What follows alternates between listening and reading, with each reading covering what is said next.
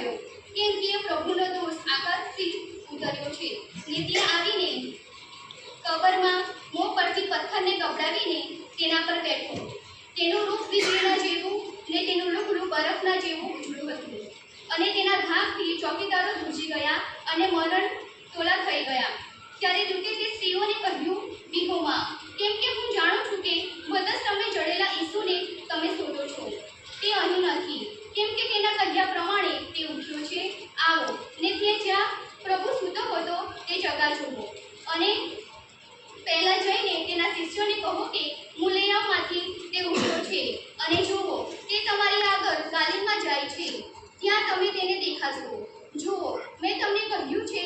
ત્યારે તેઓ બીક તથા હર્ષ સહિત કબરની પાસેથી વહેલી નીકળીને તેના શિષ્યોને ખબર આપવાને દોડી ગઈ. ત્યાં સુધી પવિત્ર વચનનો મહિમા જે જાહેર થાય કે સારું આ સમયે આપણી પ્રણાલિકા પ્રમાણે જે કંઈ તેના સેક્રેટરી